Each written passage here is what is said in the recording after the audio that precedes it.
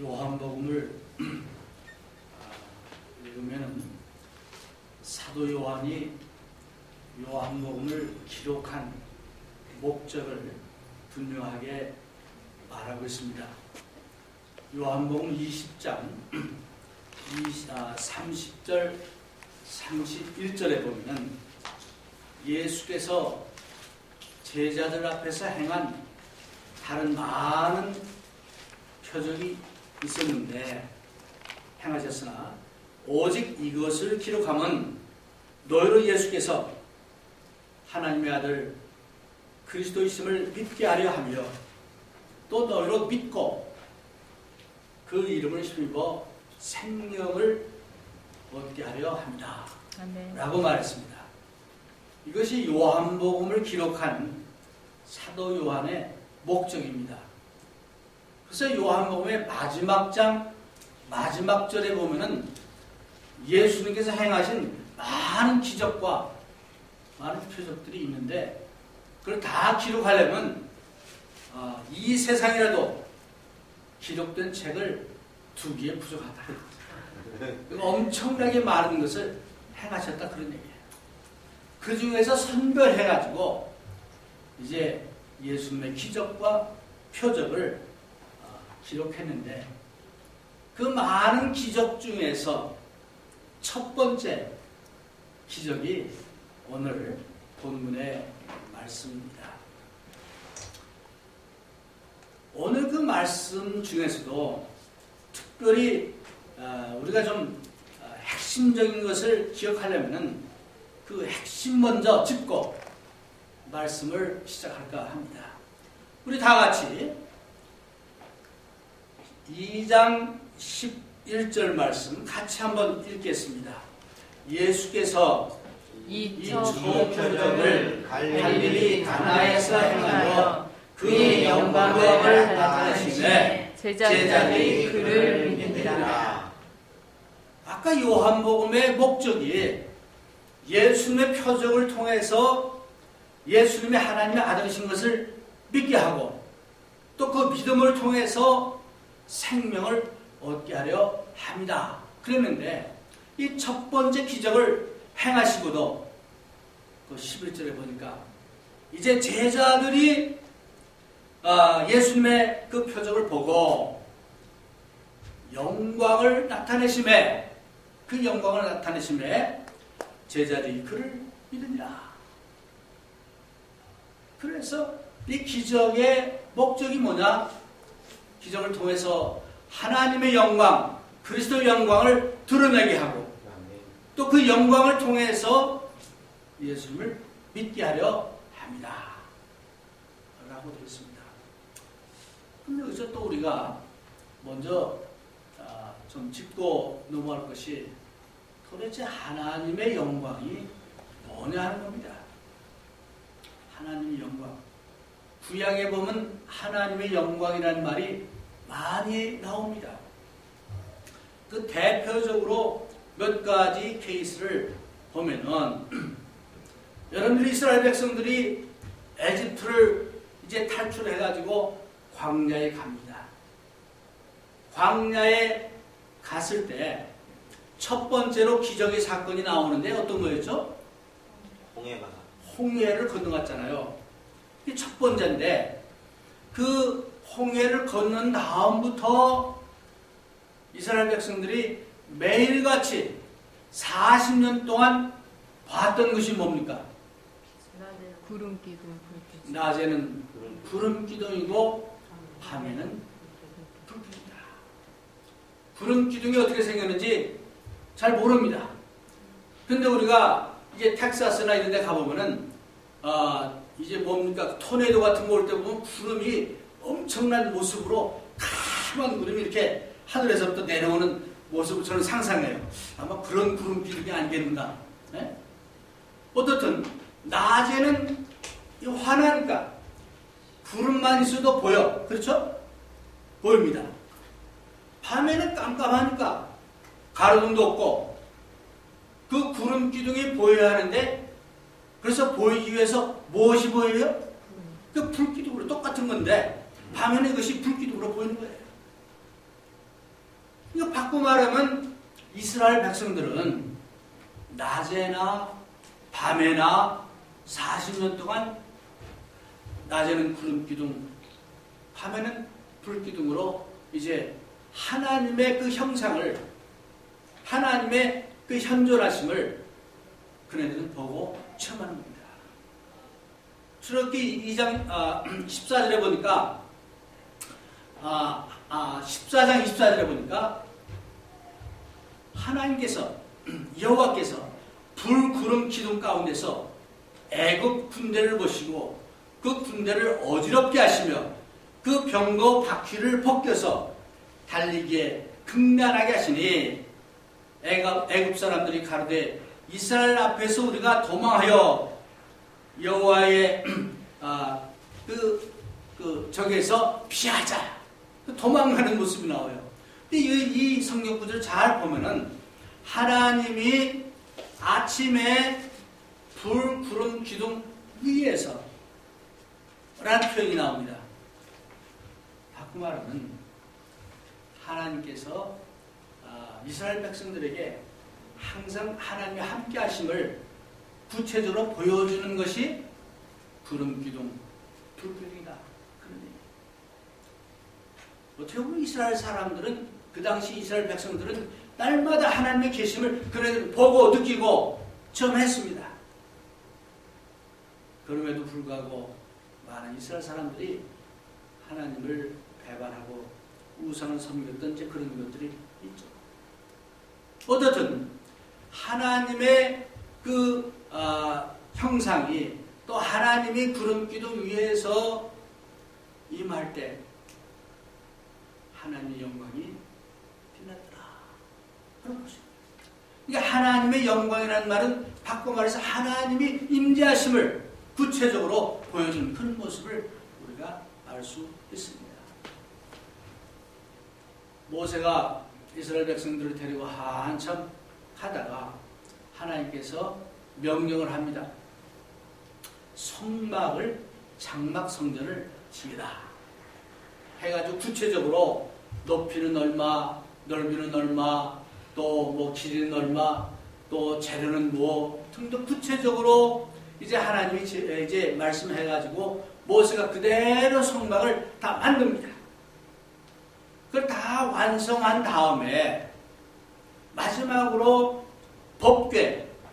법궤를 제사장들이 들고 성소 안에 갖다 놓는 장면이 나옵니다. 여러분 그 말씀 아시죠? 그래서 그 성막 안에 들어간 그 출애굽기 40장 34절 그 보면 거기 나오는데 그 성막 안에다가 성소 안에 법궤를 들어놓으니까 구름이 덮이고 여호와의 영광이 가득하여 그렇게 나옵니다. 그래서 그 장막 성전 안에 하나님 영광이 가득했다 라는 표현이 나와요. 바꾸어 말해서 하나님의 영광이 가득하다 하는 것은 하나님이 거기 임재하신다 하는 것을 이제 보여주는 그런. 이제 그 뒤로 보면은 성소, 성막 뭐 이렇게 쭉 나옵니다. 이제 솔로몬이 성전을 건축해 놓고 이제 그 성전 안에다가 법궤가 딴 곳에 있었는데, 그렇죠? 딴 곳에 있었잖아요. 그 법궤를 들여다가 그 예루살렘 성전 그 성소에 딱 갖다 놓으니까 구름이 덮이더라요. 하나님 영광이 가득하여 또 그게 나와 있습니다. 그래서 여기서 오늘 주님의 영광이 11절에 영광을 나타내심에 그 말은 즉 요한복음 1장에 보니까 예수님은 하나님과 뭐예요?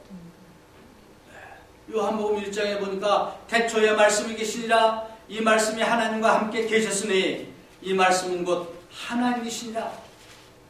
그가 태초에 하나님과 함께 계셨고 만물이 그로 말미암아 지은 바 되었으니 지은 것이 하나도 그가 없이는 된 것이 없느니라. 그리고 쭉 내려가서 말씀이 육신이 되어 우리 가운데 거하심에 우리가 그 영광을 보니, 그렇죠?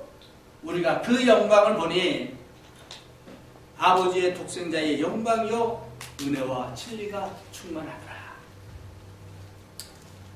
이제 이런 좀 배경을 좀 우리가 이해하고 오늘 요한복음 2장의 말씀을 한번 살펴보겠습니다.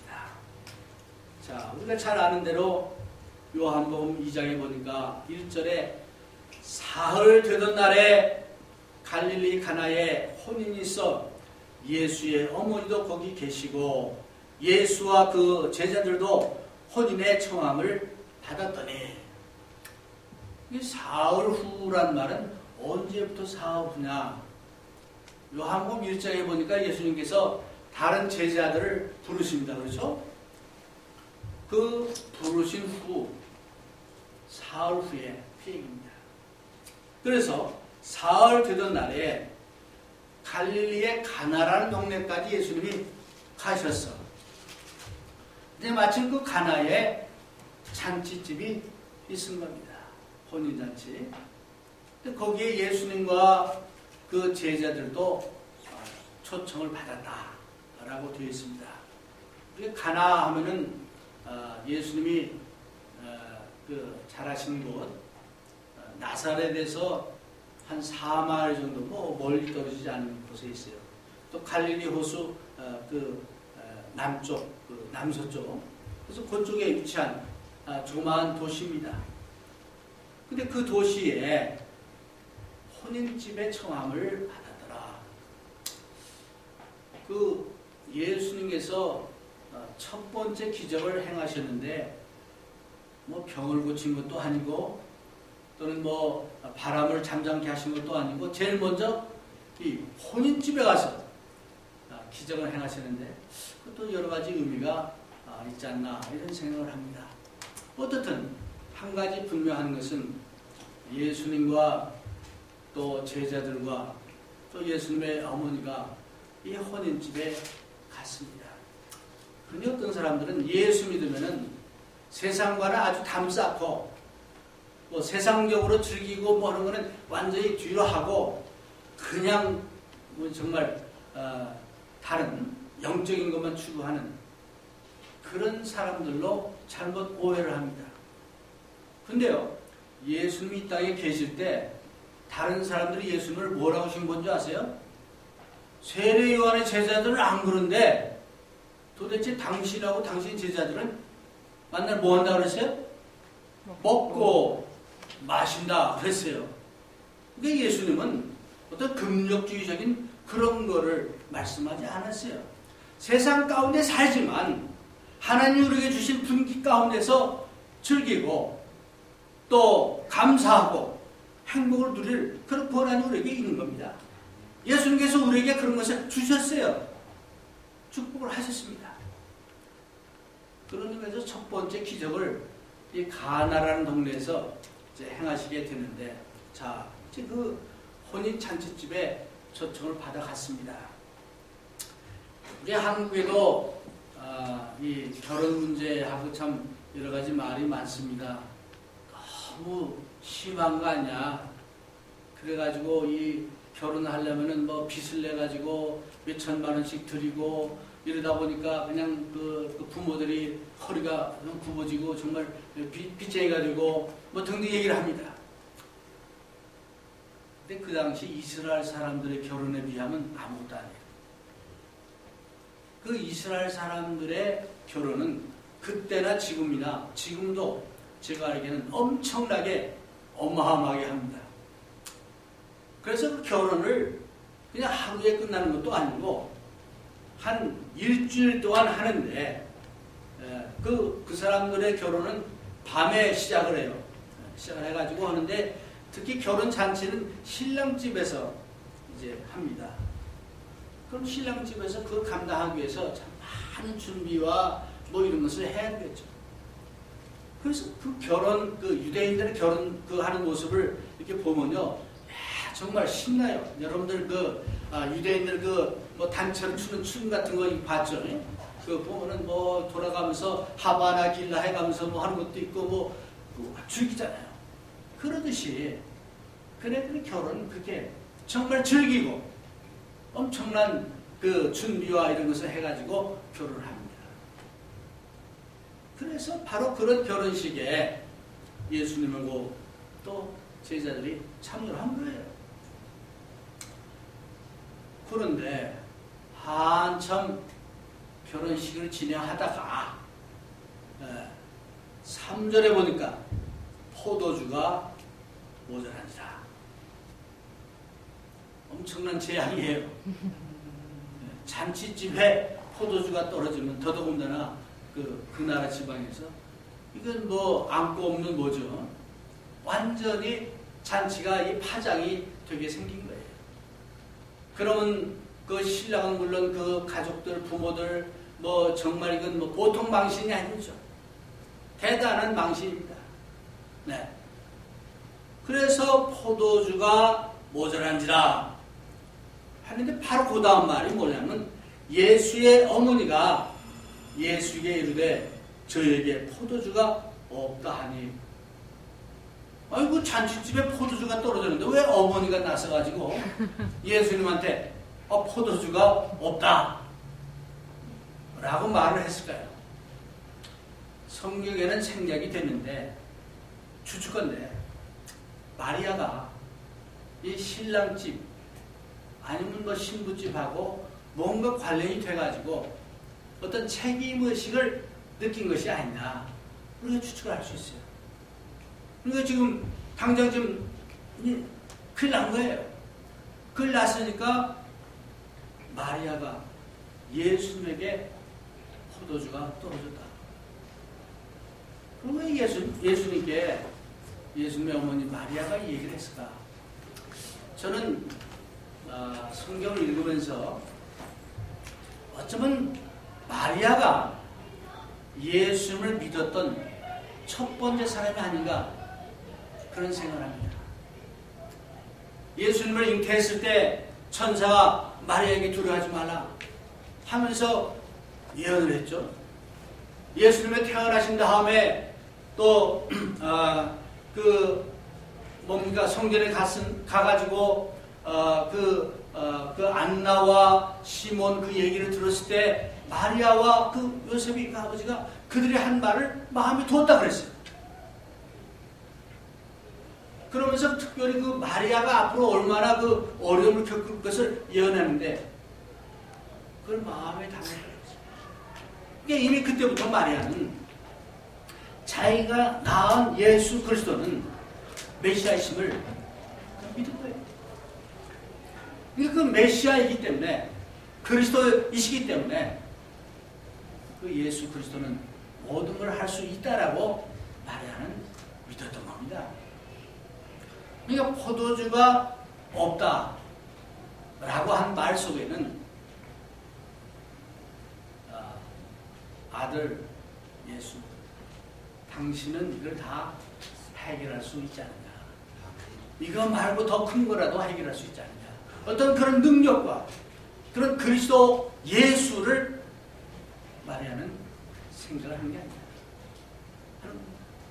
그래서 마리아가 예수님께 포도주가 없다 라고 얘기했습니다.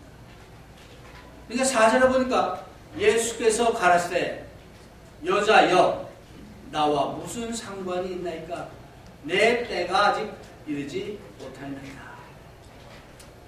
여기서 우리의 개념으로 보면은 아니 어머니가 얘기했는데 여자여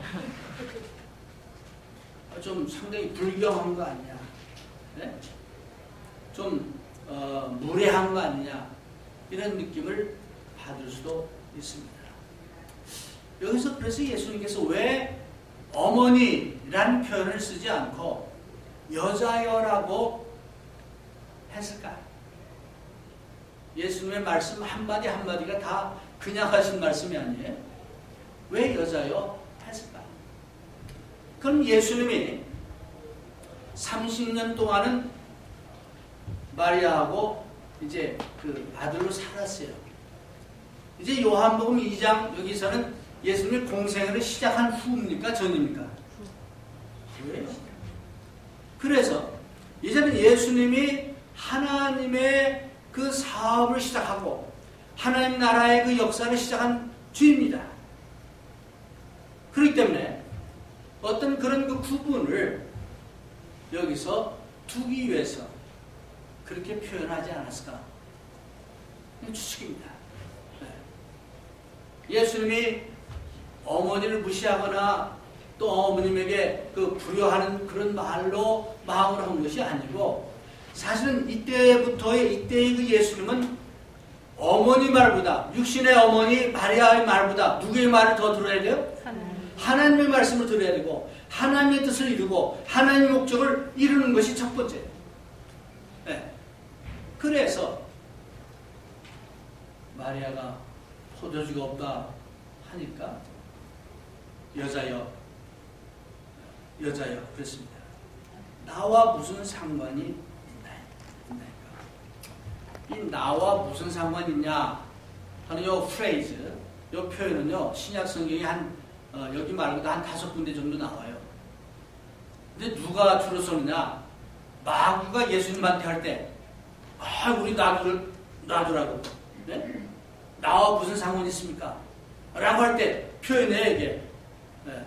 그러니까, 여기서 예수님이 나와 무슨 상관이 있나이까? 라는 말은, 어쩌면은 예수님이, 일단 이것은 지금 저건 아직 아니다 하는 것을 아주 구체적으로 표현하시기 위해서 나와 무슨 상관이 있나이까?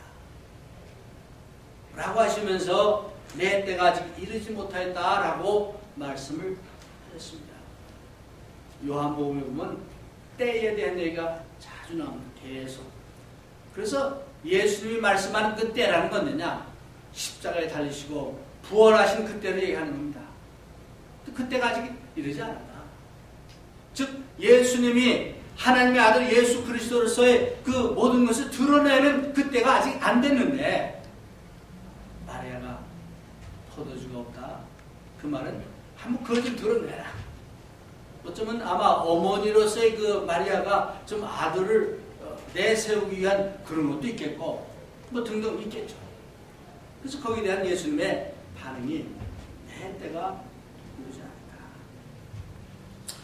그래서 예수님이 이렇게 말씀을 했는데, 그러면 이 오늘 본문상에 볼 때 예수님이 마리아가 부탁한 그 말을 처음부터 아예 안 듣고 거절하기 위해서 한 말씀입니까? 아니에요. 보면 금방 그 기적을 행해 주셨어. 그렇죠? 그럼에도 불구하고 이 말씀을 먼저 하셨어요. 내 때가 이르지 않았다. 그러니까 5절에 보니까 또 참 마리아의 그 태도가 우리 센텐스 그 중간중간을 잘 이해하지 못하면 이해가 연결이 안 돼요. 5절에 보니까 이렇게 됐습니다. 그 어머니가 하인들에게 이르되 너에게 무슨 말씀을 하시든지 그대로 하라 하니라. 예수님이 여자여 나와 무슨 상관이 있나이까? 내 때까지 이르지 못했다 하면 벌써 수답해야잖아요. 그렇죠? 근데 마리아는 하인들에게 그가 무슨 말을 하든지 그대로 행해라.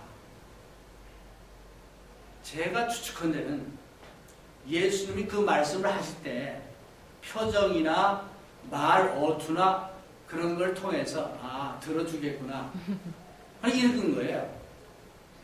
그러지 않고서는 이렇게 마리아가 알았겠죠. 그걸 읽고 해줄 것이다 믿고 하인들에게 저분이 허락하는 대로 한번 해라. 그거 하인들에게 얘기했어요. 예수님에게 뭐 한 게 아니고 그 하인들에게 이제 그대로 하라 하고 마리아가 얘기합니다. 그러니까 6절에 보니까 거기 유대인의 결례를 따라 두세 통 드는 돌 항아리 6이 우리가 잘 아는 대로 유대인들은 집집마다 집에 들어가기 전에 그 참 발을 씻고 씻기는 정결의식을 하기 위해서 그 물 항아리를 두고 그 씻는 게 있잖아요. 지금 6개나 거기 있었다. 근데 큰 집인 것 같아요. 6개나 있었더라. 그랬어요.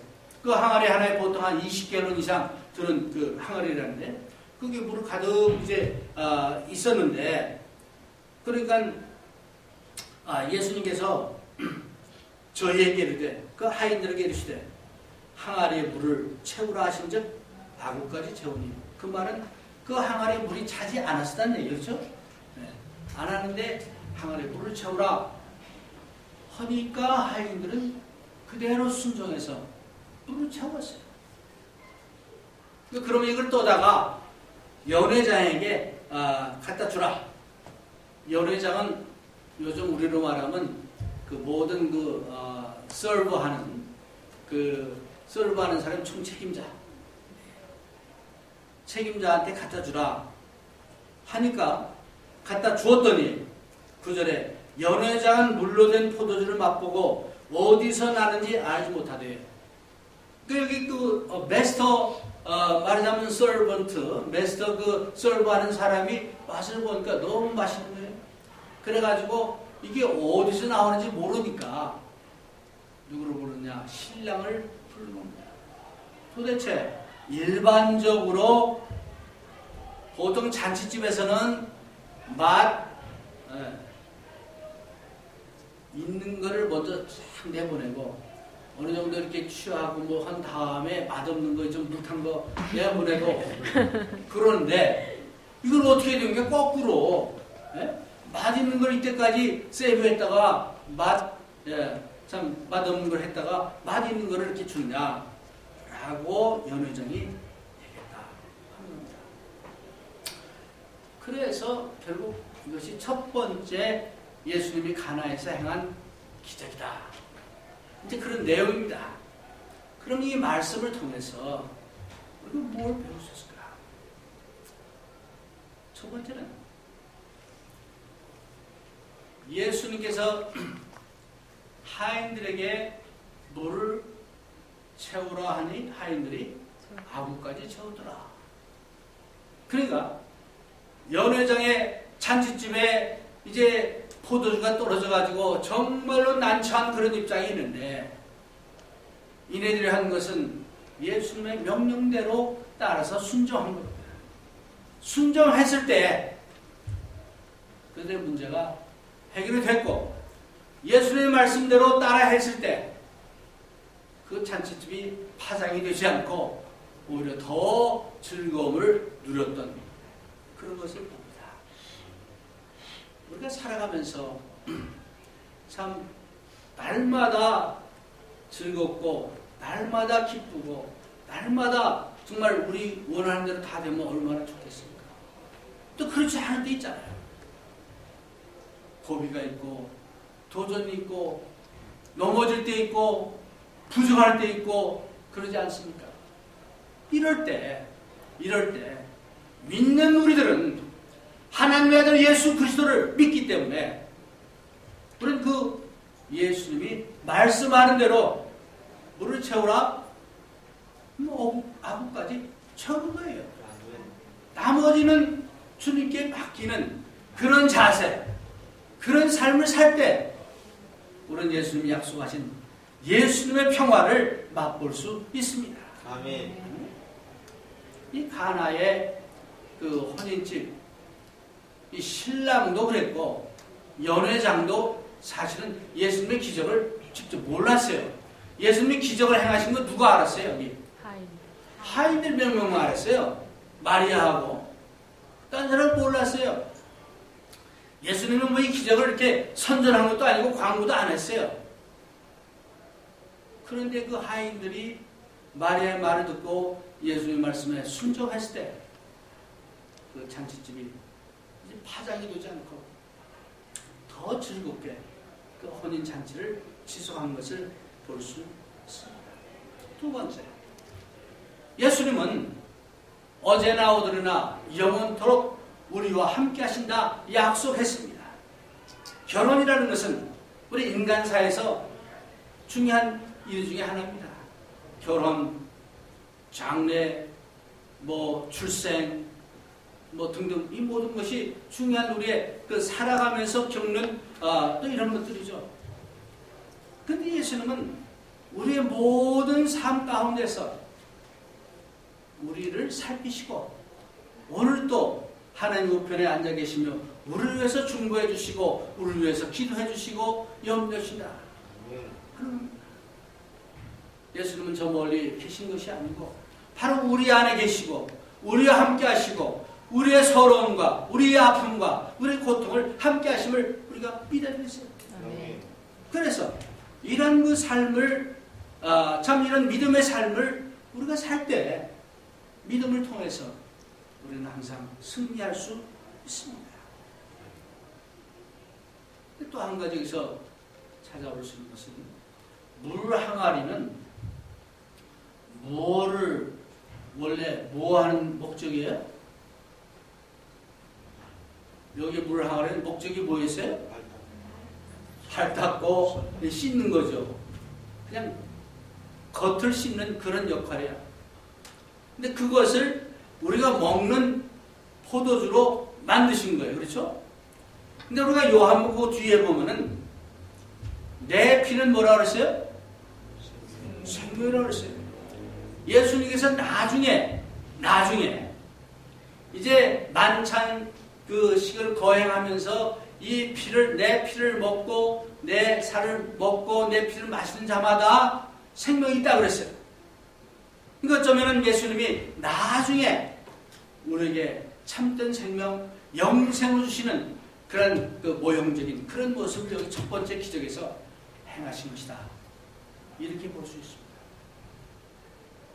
그래서 이제 우리 겉만 씻는 것이 아니고 우리 목만 채우는 것이 아니고 정말 예수님 피 되신 예수님을 통해서 참된 생명을 요한복음이 사도 요한이 요한복음 20장에서 말씀한 것처럼 그 예수님을 통해서 하나님의 아들이 되시고 우리의 구세주 되신 그 예수님을 통해서 우리가 참된 생명을 얻게 된다 라는 것을 여기서 우리가 볼 수 있습니다. 예수님의 제자들이 처음 예수님을 따라갔을 때 예수님을 믿고 따라갔습니까? 안 믿고 따라갔습니까? 믿었기에 따라갔죠. 그렇죠? 그런데 여기 오늘 11절에 보니까 예수께서 이 처음 표적을 갈릴리 가나에서 행하여 그 영광을 나타내심에 제자들이 그를 믿는다. 제자들이 그 물이 포도주로 변하는 것을 보시고 예수님의 영광을 봤다는 거예요. 하나님의 영광을 본 것처럼 예수님의 영광을 봤다는 거예요. 그래서 그네들이 믿었더라 했습니다. 그러니까 더 큰 믿음을 갖게 됐다 그런 얘기예요. 오늘 우리도 이 가나의 기적을 통해서 여러분들의 믿음이 어디 있는지 모르겠습니다. 여러분들의 믿음이 예수님의 영광을 보고 더 믿는 정말 예수님이 하나님의 아들이시고 예수님이 그리스도이시고 예수님이 나의 주님 되시고 예수님이 나의 친구가 된 그런 사실을 더 믿는 여러분과 제가 되기를 주의 이름으로 권면해 드립니다. 아멘.